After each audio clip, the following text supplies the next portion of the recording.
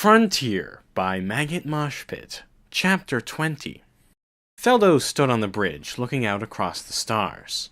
They were a field of breathtaking celestial bodies, moving faster than he could guess, yet seemingly sitting still. He eased up on the throttle, slowing down enough to be pulled in by the station's arm. He heard it lock on, and he walked out the door down to the airlock. The airlock opened, and through it stepped Graham and Rum. He patted them on the back as they passed. She didn't tire you out shopping too much, did she? Rum laughed. Nah. Made us carry the stuff, though. He grunted and repositioned a box under his arm. Then came the fine Martin he loved, carrying nothing but a purse. He kissed her. Hello, honey. Nice trip. She laughed. Some guy tried to steal my purse. Feldo held both her arms and inspected her. You aren't hurt, are you? Nah, he snatched it from a bench. Graham caught him in 3 seconds. Seriously, give him a raise. They walked to the bridge. I might. She poked his side. No, you won't. Nope. They both laughed. They were followed in by another crew member, who took the helm. Feldo sat in the captain's chair, which was big enough for two.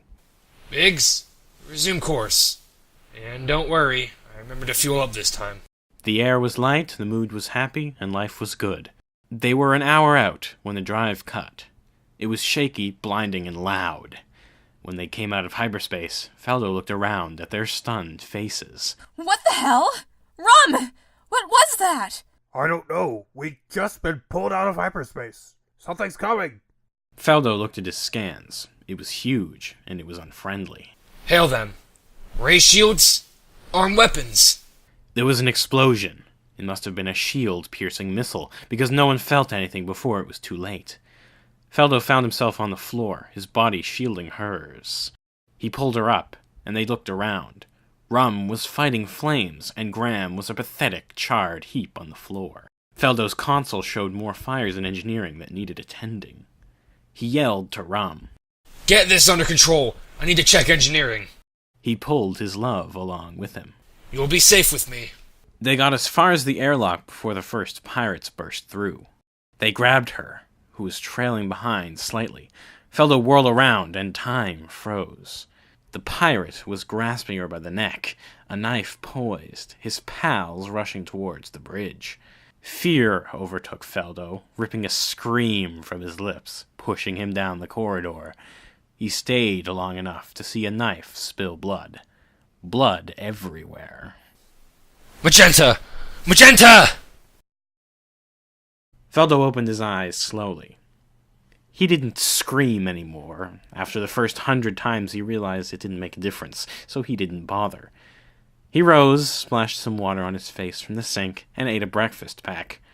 His thoughts inevitably fell on Terry, and he smiled, something he never did in the morning. He smiled on his way to the cockpit, and as he took his station. Leph wasn't smiling. He was glum, and it looked like he hadn't gotten much sleep. He turned and glared at Feldo. What? Nothing. It's just you're usually so chipper in the morning. Leph sighed. And you're usually dead on your feet. I just tossed and turned all night is all. Yep, and so did I, as a result. I said I was sorry. I know. Celia, oddly, was up early. She was usually the last one to be up. Feldo caught her eye. Why are you up so early? She grinned. Wouldn't miss this for the world. Feldo didn't have much time to ponder her response when the Frontier dropped out of hyperspace. Lena looked over her instruments. We're here. Celia hailed the station. NSP Station, this is the colony cargo ship, the Frontier, requesting docking clearance. There was no response. Celia looked at Leph, then back at her console. I repeat... Yeah. Docking Bay 2. Welcome to NSP Station. The line cut abruptly after the message came through. Celia chuckled. Well, I guess they're not morning people either. Lena headed for Bay 2. The station was small, but equipped to repair anything, mostly through automation. It had 3 bays for ships to dock, and a waiting area with nothing more than a couple rows of benches and a canteen. The employees were mostly engineering students, completing their 1 year of on-the-job training, a win-win for the owner of the station as they didn't have to be paid as much. Stations like NSP and Alpha 2 were constructed during the war for military ships, which is why so many were close together, but after the war, the Atrian government had no use for them, so almost all were sold to civilians. The market was so competitive, more than half closed in the first year, and others, like Alpha 2, boomed. NSP, however, generated only enough income to stay afloat. The station itself was comprised of modular attachments, bound together by force fields. The bay barely fit the Frontier and Sue's ship, and after they squeezed in, a force field closed behind them, and the entire bay began to pressurize. The voice from earlier came back on the comm. Please allow a half hour for the bay to pressurize, or whatever. Once again, they were cut off abruptly. Zack grabbed his coffee from the machine and headed for the door. Well, this place is a dump. Leph followed him. You can say that again. Better wake up Sue. Lena jumped up and ran after Leph. He noticed her and turned around. Oh, Peach, we aren't going to be here long. You don't have to come. We're just going to drop Sue off. She gave him a look. I know why we're here. I know, it's just... Never mind. Come on, then. They arrived at the airlock and opened the hatch to Sue's ship. Leph poked his head in. Hey guys, we're here. A few seconds passed without an answer. Hey, I got a deadline. A pillow flew from the darkness and beamed Leph in the face. Sue emerged from the darkness. I heard you the first time. Leph blew fluff from his nose. We need to detach you so we can leave and they can start work on you. Sue yawned and scratched himself. Do you have to leave so soon? At least let me buy you all breakfast and say goodbye first. I think that's a wonderful idea. Right, Leph? Leph realized he was seriously considering snapping at her. She didn't know anything about NSP Station, Leph reminded himself. Yeah, sure. Get dressed first. Sue looked down and noticed he was only in his underwear. He ducked behind the door to his bunk, red-faced. Just give me 10 minutes. They stepped out into the hall again and waited. Leph glanced over at Lena. She was in a bad mood due to lack of sleep. I should just tell her, he thought to himself. Nah, she won't show up. I don't even know if she still owns the place. Besides, in this mood, Lena wouldn't take it well. He looked at her again. Wait, isn't this the thing they do wrong in romantic comedies? Leph didn't have time to ponder further when Sue emerged from his ship. He turned and shouted back. All right, take her away. Conrad detached the ship with a whoosh of air. They watched as he piloted it a little ways away, then set his thrusters to keep the vessel stable. The interior of the bay wasn't well kept. It was rusted and unsupervised. A sign on the wall read, "Danger! Zero-G flight zone. Use at your own risk." Along the walls there were handrails at even intervals to help people around. Sue walked to the door leading back to the main part of the ship. I'll go see who wants to come to breakfast. You go on ahead. Leph extended his paw to Lena. Shall we? She took it, and they stepped out and immediately started flailing about. Lena ended up wrapping herself around Leph, who awkwardly swam in the air while trying to get at one of the rails.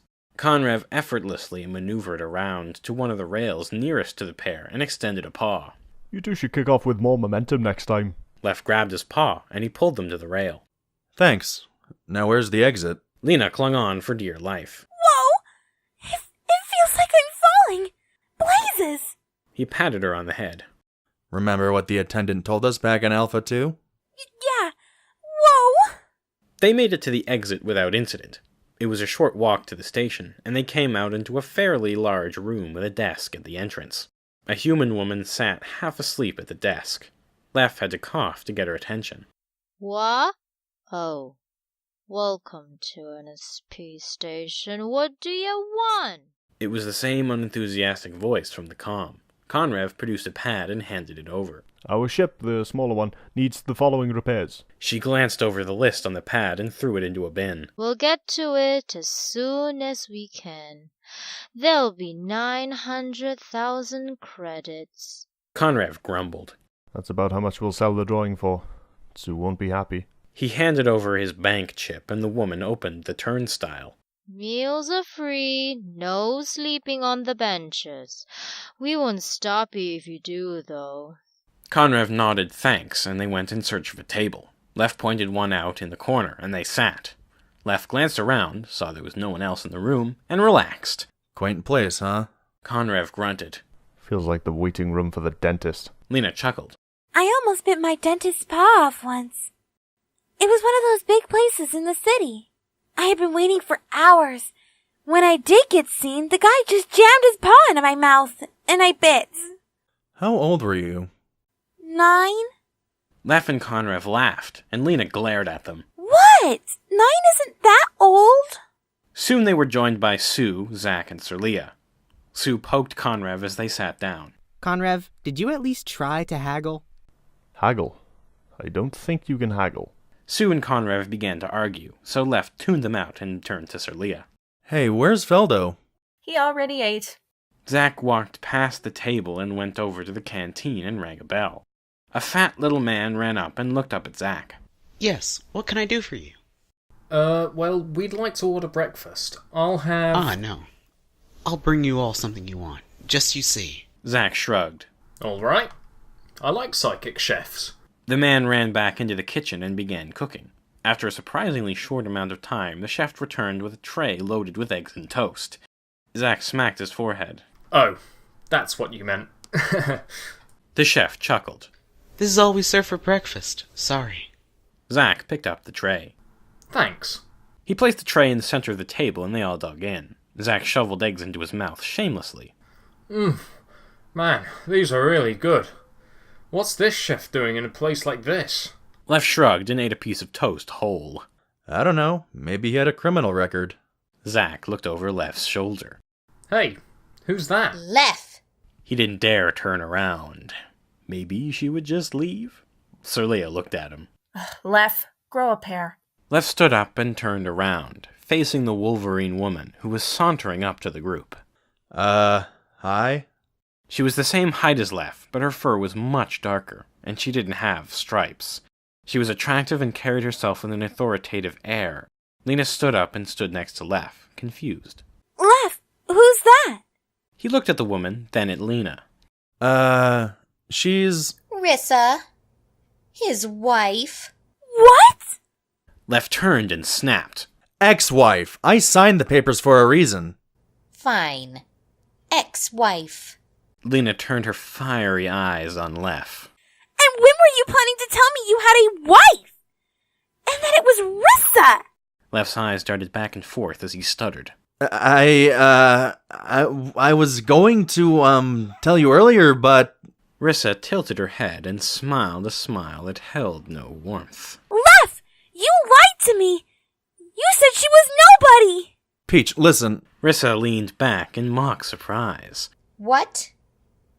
So he calls you Peach too? Do you treat all women the same as me, darling? You called her Peach too? Peach, Lena, listen to me. It's just a name, nothing special. Lena stamped her foot and fought back tears. Oh, so I'm not special? You just give me a second-hand pet name? God, you said you loved her, Leph! What? I didn't. You did! When we crash-landed on that planet, you talked in your sleep. You said you loved her! I don't. You... Lena turned around. Did you ever love me? She ran across the room, Leph shouting after her. Lena, you're jumping to conclusions! But she was gone. Leph slowly turned to Rissa, glaring hot iron at her smug face. Rissa, this is why we didn't work. Rissa pointed at his face. You broke my heart, Leph. Now I'm going to break yours. He glared at her for another second before running after Lena. Zach watched the entire scene play out, a forkful of eggs halfway to his open mouth. That's some shit, he accidentally said out loud. Sue nodded. You can say that again. Rissa sat down as though nothing had happened and began eating Leph's portion of the eggs. Rissa, it's been a while. Sirlia, still as gorgeous and as single as ever. I'll take that as a compliment. Now, we need to talk. Just you and I, Rissa. Rissa stayed where she was. We can talk with witnesses around. I know you still want to kill me. Zach shook his head. Okay, I feel like I'm jumping into an episode of something mid-season here.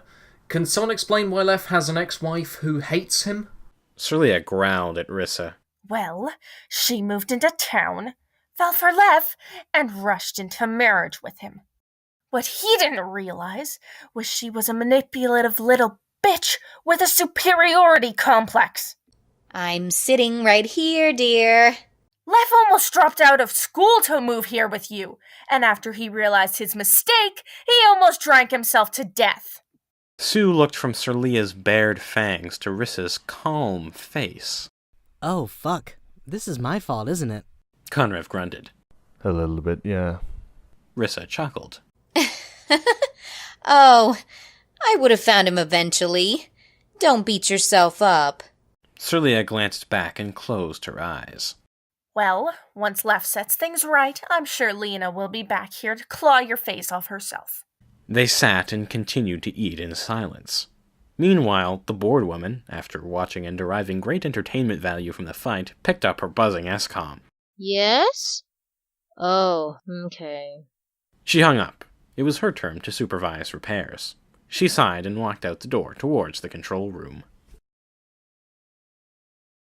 Leph ran down corridors he probably wasn't supposed to be down, looking indoors and calling out. After 10 minutes, he ran out of breath and slumped against the wall.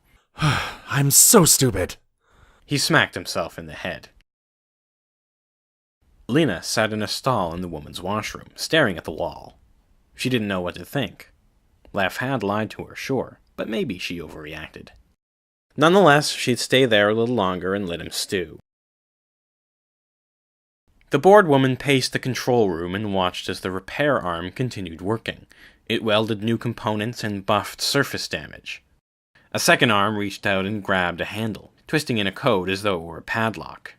A hissing sound prevailed in the room, and after a good 5 minutes the arm began pulling out a large section of the ship. The woman leaned in close and watched carefully. Last time a small ship needed this procedure done, something had gone wrong.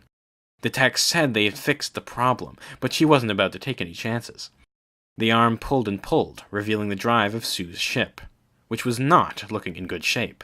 All looked well, but the arm suddenly stopped mid-procedure. She dashed her hand across the keyboard. Damn! She would have to go out there and fix it herself. Again. Rissa stood from the table and sighed. I must give Chef a raise. He makes wonderful eggs. Well, it was lovely catching up, but I must go. Before anyone could react, she strode away. Zack burped. That is one piece of work. You think Leph and Lena will be fine? Sir Leah shrugged. Don't know. Well, I think they'll be fine. Have you walked by their cabin at night? Zack, what have I told you? Not at the table. Zack grinned. Okay, Mum. Sue and Conrev burst out laughing.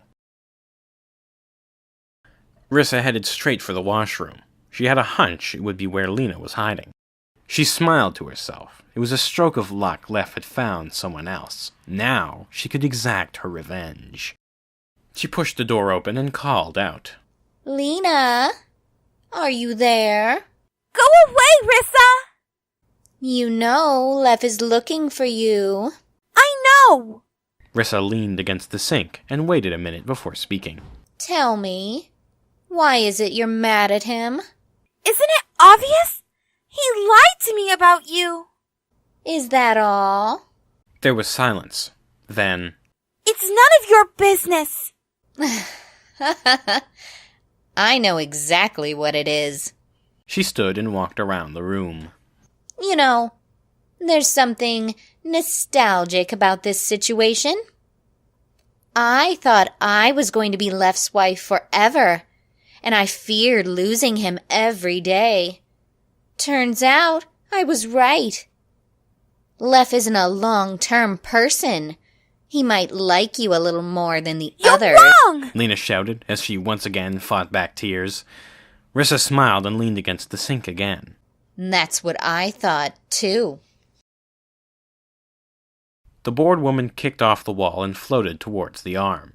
She spotted a geyser of fine mist a few feet away, and braced herself against the arm, carefully to inspect it. A rubber pipe that ran along the entire arm had been nicked, and now liquid sprayed into the bay. She checked further down the pipe. It was a lubricant line, a hydrocarbon polymer.